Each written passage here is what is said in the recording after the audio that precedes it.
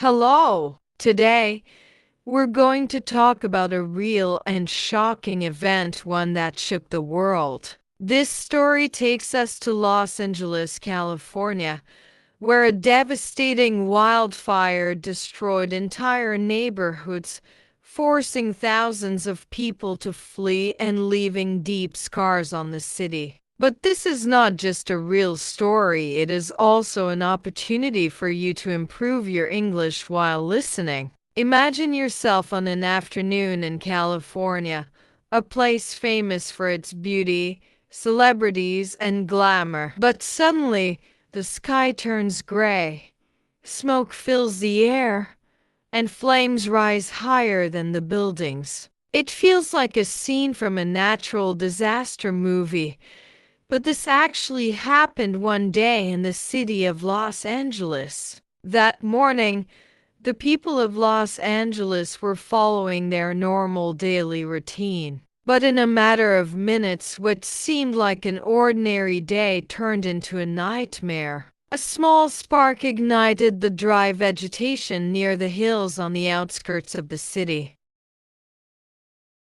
Later, experts discovered that the cause was a power line that broke and fell to the ground. When the wires touched the earth, they generated sparks, and within minutes, the flames began to spread. California was already facing an extreme drought. The land was so dry that it acted as fuel for the fire. Then, strong Santa Ana winds came into play, spreading the flames even faster and farther. By nightfall, the wildfire had already reached residential areas. Wooden houses families caught fire only had time to instantly. grab their most important belongings before running to save their lives. The fire spread so rapidly that by the next day, it had already destroyed more than 2,300 buildings, including homes, schools, and businesses.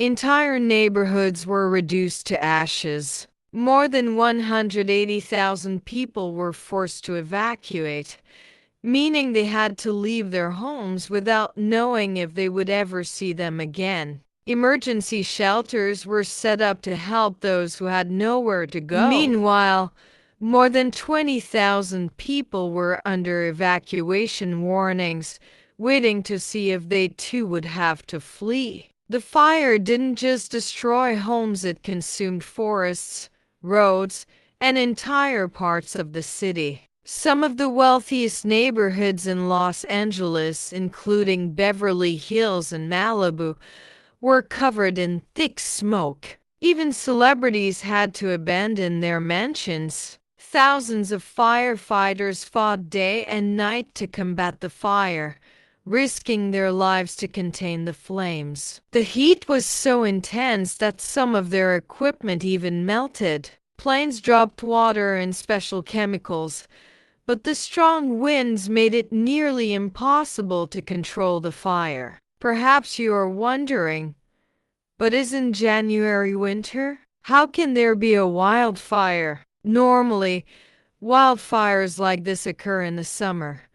But due to climate change, winters in California are now hotter and drier than ever before. This creates perfect conditions for wildfires, even in months when they used to be rare. The hotter the climate, the more destructive wildfires become. Scientists say this warming is caused by greenhouse gases, such as carbon dioxide (CO), methane (CH), and nitrous oxide (NO), which trap heat in the atmosphere. These gases come from burning fossil fuels, deforestation, and industrial pollution. The result? Increasingly high temperatures, prolonged droughts, and more frequent and dangerous wildfires.